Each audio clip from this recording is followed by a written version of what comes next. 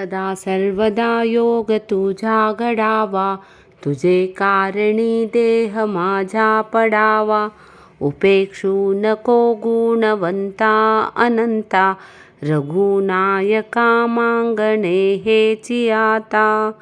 जय जय रघुवीर समर्थ. ಹರಿ ಓಂ. ನಾವೆಲ್ಲರೂ ಕೂಡಿ ಇವತ್ತೊಂದು ಸತ್ಸಂಗವನ್ನು ಮಾಡ್ತಾ ಇದ್ದೇವೆ.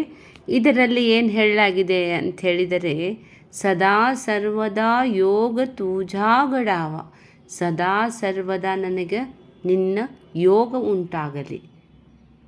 ಅಂದರೆ ಸದಾ ಸರ್ವದಾ ನನಗೆ ಆನಂದ ಉಂಟಾಗಲಿ, ಸುಖ ಉಂಟಾಗಲಿ. ಸದಾ ಸರ್ವದಾ ಯೋಗ ತುಜಾಗಡಾವ, ತುಜೆ ಕಾರಣಿ ದೇಹ ಮಾಜಾ ಪಡಾವ. ಈ ಶರೀರ ಬೀಳೋ ತನಕನೂ ಕೂಡ ನನಗೆ ಆನಂದವೇ ಸಿಗಲಿ. ನಾವೆಲ್ಲ ಆನಂದವಾಗಿರ್ಬೇಕಂತೇವ್ರಿಪ್ಪ. ಆದರೆ ನಮ್ಮ ಮನೋಸ್ಥಿತಿ ಹೇಗಿರ್ತೈತೆ ರೀ?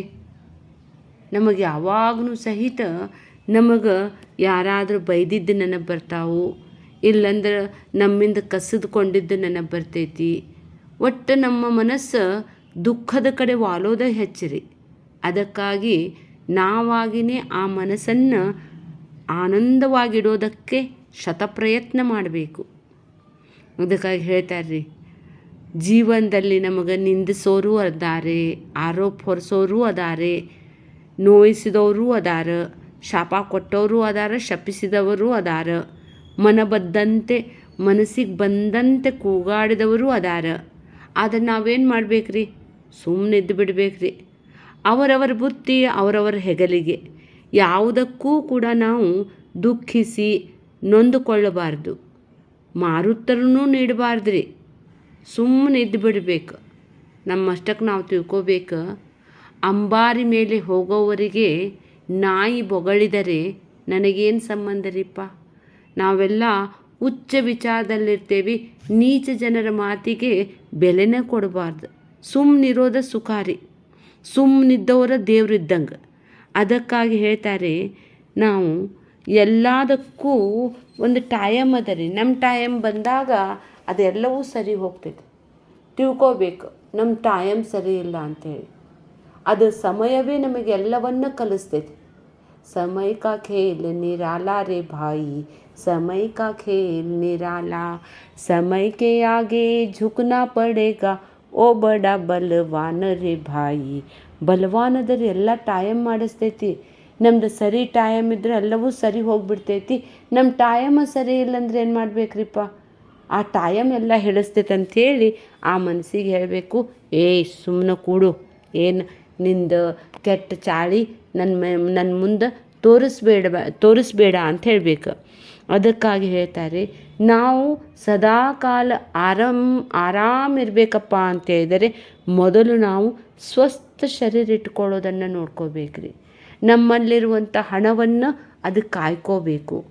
ಮತ್ತೇನು ಮಾಡ್ಕೋಬೇಕಪ್ಪ ಅಂತ ಹೇಳಿದರೆ, ಮನುಷ್ಯ ಯಾವಾಗಲೂ ಕೂಡ ಬದಲಾಗ್ತಾ ಇರ್ತೈತ್ರಿ. ಜೀವನ ಬದಲಾಗುವಂಥದ್ದು.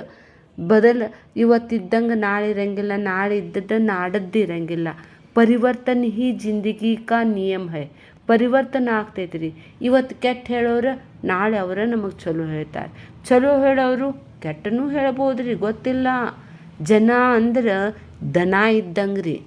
ಅವ್ರ ಕಡೆ ನಾವು ಭಾಳ ಲಕ್ಷ್ಯ ಕೊಡಬಾರ್ದು. ಸತ್ಯವಾದ ಕೆಲಸ ಮಾಡಬೇಕು, ಚಲೋ ಪರೋಪಕಾರ ಕೆಲಸ ಮಾಡಬೇಕು. ಕೆಲಸದಲ್ಲಿನೇ ನಮ್ಮ ಜೀವನ ಸಾರ್ಥಕ ಅದ. ಅದಕ್ಕಾಗಿ ಹೇಳ್ತಾರೆ, ಕಾಮ್ ಹಿ ಕಾಮ್ ಆತಾ ಹೈ. ನಮ್ದು ಕೆಲಸನ ನಮಗೆ ಕೆಲಸಕ್ಕೆ ಬರ್ತೈತಿ. ಅದಕ್ಕಾಗಿ ಇಲ್ಲಿ ಹೇಳ್ತಾ ಇದ್ದಾರೆ, ಅಸ್ಮಾಭಿ ಸ್ತುತಃ ಸರ್ವೇಶಃ ಉತ್ತಮಗತಿ ಪ್ರದಃ ಅಂತೇಳಿದರೆ, ಇಲ್ಲಿ ಜೀವನದಲ್ಲಿ ಉತ್ತಮ ಗತಿ ಉಂಟಾಗಬೇಕಾಗಿದ್ದೇ ಆದರೆ ನಾವು ಏನು ಮಾಡಬೇಕು ಅಂತ ಹೇಳಿದರೆ, ಜ್ಞಾನಿಗಳ ಅಥವಾ ಶ್ರೇಷ್ಠ ವ್ಯಕ್ತಿಗಳ ಜೊತೆಗೆ ನಮ್ಮ ಒಡನಾಟ ಇದ್ದರೆ ನಮ್ಮ ವಿಚಾರಗಳು ಸಹಿತ ಚಲೋ ಇರ್ತಾವ್ರಿ. ಅದಕ್ಕಾಗಿ ಹೇಳ್ತಾರೆ, ನಮ್ಮಲ್ಲಿ ಎಷ್ಟಿದೆಯಲ್ಲ ಅಷ್ಟರಲ್ಲೇ ತೃಪ್ತ ಪಡುವಂತಹ ಭಾವನೆ ಇಟ್ಟುಕೊಂಡರೆ ಭಾಳ ಒಳ್ಳೆಯದ್ರಿ. ಏನೇನೋ ಬಾಜು ಮನೆ ಅಕ್ಕಿ ಸರ್ಗಿ ಹಾಕ್ಕೊಂಡ್ಲಂಥೇಳಿ ಈಕಿ ನರ್ಮನೆ ಅಕ್ಕಿ ಉರ್ಲ್ ಹಾಕ್ಕೊಂಡ್ಲಂತ್ರಿ. ಅದಕ್ಕಾಗಿ ಅವ್ರು ಹಿಂಗೆ ಮಾಡಿದವರು ಕಾರ್ ತೊಗೊಂಡ್ರು, ಅವ್ರು ಫ್ರಿಜ್ ತೊಗೊಂಡ್ರು, ಅವ್ರು ವಾಷಿಂಗ್ ಮಿಷಿನ್ ತಂದರು, ನಮ್ದು ನೋಡ್ರಿ ಅಂಥೇಳಿ ಹಳಹಳಿಸ್ಕೊಂತ ನಮ್ಮ ಜೀವನವನ್ನು ದುಃಖದಲ್ಲಿ ತೆಗಿಬಾರ್ದ್ರಿ. ನಮಗೆ ಎಲ್ಲಿದ್ದೀರಿ, ಹೇಗಿದ್ದೀರಿ, ಆನಂದವಾಗಿದ್ದೇವೆ. ಅದಕ್ಕಾಗಿ ಹೇಳ್ತಾರ್ರಿ, ಯಾರದರ ಮುಂದೆ ದಿಖಾವ ತೋರಿಸೋದು ಬಡಪ್ಪನ ದಿಖಾನ ನೈ. ಶ್ರೀಮಂತನಿದ್ದು ನೀನು ಬಡವನಂತೆ ಕಂಡ್ರೆ ಬಹಳ ಒಳ್ಳೇದ್ರಿ. ಆದರೆ ಬಡವನಾಗಿ ಶ್ರೀಮಂತನಂತೆ ವರ್ತಿಸಲಿಕ್ಕೆ ಹೋದರೆ ತುಂಬ ತೊಂದರೆಗೆ ಒಳಗಾಗ್ತೇವೆ. ಅದಕ್ಕಾಗಿ ಹೇಳ್ತಾರ್ರಿ, ಆ ಚಾರ್ಲಿನ್ ಚಾಪ್ಲಿನ್ ಇದ್ದ ನೋಡ್ರಿ, ಅವನು ಗ್ರೇಟ್ ಆ್ಯಕ್ಟರ್ಸ್ ರೀ. ವರ್ಲ್ಡ್ನಲ್ಲಿ ಇನ್ನೂ ಒಂದು ಹೆಸರದ ರೀ. ಅಂಥವನು ಭಾಳ ಹಣ ಗಳಿಸಿದ ರೀ. ಭಾಳ ಅಂದ್ರೆ ಭಾಳ ಹಣ ಗಳಿಸಿದ. ಮತ್ತೆಲ್ಲಕ್ಕಿಂತ ಫೇಮಸ್ ರೀ, ಹೆಸರುವಾಸಿ ಆದ. ಸುಖಕ್ಕೆ ಏನು ಬೇಕನ್ನೋದನ್ನು ಎಲ್ಲ ಇಟ್ಕೊಂಡಾರಿ. ಆದರೆ ಅದನ್ನು ಭೋಗಿಸಲಿಕ್ಕೆ ಅವನ ಶರೀರ ಲಾಯಕನ ಆಗಿರಲಿಲ್ಲ. ಆರೋಗ್ಯನೇ ಹೋಗಿಬಿಟ್ಟಿತ್ತು. ಆವಾಗ ಆರೋಗ್ಯವೇ ಭಾಗ್ಯ. ಆರೋಗ್ಯ ಇಲ್ಲಂದರೆ ಏನಿದ್ದರೇನಂತೆ. ಕಾನನ ಒಂದು ಇದು ಅದ ರೀ, ನಿಜಗುಣ ಶಿವಯೋಗಿಗಳದು. ಕಾನನನ ಬೆಳದಿಂಗಳದಂತೆ ವ್ಯರ್ಥ ಅಂತ ಹೇಳ್ತಾರ್ರಿ. ಆ ಸೂರ್ಯ ಬಂದಾಗ ಆ ಚಂದ್ರನ ಬೆಳಕು ಯಾವುದಕ್ಕೂ ಕಿಮ್ಮತ್ ಹೇಗಿಲ್ಲವೋ ಹಾಗೆ ಆತ್ಮಜ್ಞಾನ ವಿನಾಪಾರ್ಥ ಸರ್ವ ಕರ್ಮ ನಿರರ್ಥಕ್ರಿ. ಅದಕ್ಕಾಗಿ ನಾ ಹೇಳುವಂಥ ಪ್ರಯತ್ನ ಏನು ಮಾಡ್ತಾ ಇದ್ದೇನೆ ಅಂತ ಹೇಳಿದರೆ, ಜೀವನದಲ್ಲಿ ಆಗಿ ಹೋಗಿದ್ದರ ಬಗ್ಗೆ ಚಿಂತಿಸಬಾರ್ದು. ವ್ಯರ್ಥ ಚಿಂತಿತ ರೋ ರಹೇ ಹೋ, ವ್ಯರ್ಥ ಡರ್ ಕರ್ ರೋ ರಹೇ ಹೋ, ಅಜನ್ಮ ಹೈ ಅಮರಾತ್ಮಾ, ಭಯ ಮೇ ಜೀವನ್ ಖೋ ರಹೇ ಹೋ. ಭಯ ಪಡಬಾರ್ದು ರೀ, ಯಾವುದಕ್ಕೂ ಭಯ ಪಡಬಾರ್ದು. ಆಗಿ ಹೋಗಿದ್ದರ ಬಗ್ಗೆ ಚಿಂತಿಸಬೇಡಿರಿ, ನಾಳಿನ ಬಗ್ಗೆ ಆಲೋಚಿಸಬೇಡಿರಿ. ಇವತ್ತಿನ ದಿನ ಆನಂದವಾಗಿ ಕಳೆಯುವುದೇ ಜೀವನದ ಸಾರ್ಥಕ ರೀ. ಅದಕ್ಕಾಗಿ ನಮಗೆ ತುಚ್ಛವಾಗಿ ಕಂಡಿರ್ತಾರೆ, ಬೈದಿರ್ತಾರೆ. ಬೈದಿದ್ದನ್ನು ಮರೆತು ಮತ್ತು ಮುಂದೆ ಹೋಗಬೇಕ್ರಿ. ಮಾನ ಅಪಮಾನ, ಲಾಭ ಹಾನಿ, ನಿಂದ ಸ್ತುತಿ ಇವೆಲ್ಲ ಬರೋದು ಹೋಗೋದು. ಅದಕ್ಕಾಗಿಯೇ ಭಗವದ್ಗೀತೆಯ 12ನೇ ಅಧ್ಯಾಯದಲ್ಲಿ ಶ್ರೀಕೃಷ್ಣ ಏನು ಹೇಳ್ಯಾನ್ರಿ, ತುಲ್ಯನಿಂದ ಸ್ತುತಿರ್ಮೌನಿ ಸಂತುಷ್ಟೋ ಏನ ಕೇನಚಿತ್ ಅನಿಕೇತ ಸ್ಥಿರಮತಿ ಭಕ್ತಿಮಾನ್ ಮೇ ಪ್ರಿಯೋ ನರಃ. ನಿಂದನೆ ಮತ್ತು ಹೊಗಳಿಕೆ ತೆಗಳಿಕೆಗೆಲ್ಲದಕ್ಕೂ ಸಮಾನವಾಗಿ ಯಾರು ನೋಡ್ತಾರೋ ಅವರು ನನಗೆ ಪ್ರಿಯರಂತ ಹೇಳಿದಾರ್ರಿ. ಅವರಿಗೆ ಕೃಷ್ಣಗಂತ ಹೇಳಿದ್ರಲ್ಲ ರೀ, ಎಲ್ಲ ಜನರಿಗೂ ಅವಂಥವರೇ ಪ್ರಿಯರು. ಹೀಗಾಗಿ ಒಂದು ಸಿದ್ಧಾರ್ಥ ಸ್ವಾಮೀಜಿಯವ್ರ ಹತ್ರ ಒಬ್ಬಾಕಿ ಹೆಣ್ಮಗಳು ದಿನಾಲು ಪ್ರವಚನಕ್ಕೆ ಬರ್ತಿದ್ಲಂತ. ಈ ಕಟ್ಟಿ ಮೇಲೆ ಕುಂತು ಹರಟಿ ಹೊಡಿತಿರ್ತಾರೆ ನೋಡ್ರಿ. ಈ ಸತ್ಸಂಗ ಹೋಗೋರು ನೋಡಿದ್ರೆ ಅವ್ರಿಗೂ ಒಂದು ನಮೂನಿ ಕಲಬಲ ಆಗ್ತೈತ್ರಿ. ಹ್ಯಾಂಗೆ ಹೊಂಟ್ಲ ನೋಡಿ, ಸಂಜೆ ಆತು, ಹಿಂಗೆ ಶುರು ಆತು ಅಂತ ಎಷ್ಟು ಬೈತಿರ್ತಾರೆ ಆಕಿಗೆ ಬೈಯೋದಲ್ದ ಅವ್ರು ಅತ್ತಿಗೆ ಹೇಳ್ತಾರೆ, ಏನ್ರಿ ನಿಮ್ಮ ಸೊಸಿ ಈಗ ಏನ್ರಿ ಹೋಗೋದು ಸತ್ಸಂಗಕ್ಕೆ? ಯಾಕೆ ಹೋಗ್ಬೇಕ್ರಿ? ಸುಮ್ಮನೆ ಮನ್ಯಾಗ TV ನೋಡ್ಕೊತ ಗಂಡ ಹೆಂಡ್ತಿ ಮಕ್ಕಳಂತ ನೋಡ್ಕೊತಿರ್ಬಾರ್ದ ಅಂಥೇಳಿ ಅತ್ತಿಗೆ ಕಡ್ಡಿ ಕರೆದು ಬೆಂಕಿ ಹಚ್ತಾಳ್ರಿ. ಆವಾಗ ಅತ್ತಿ ಮಗಗೆ ಹಚ್ತಾಳ್ರಿ.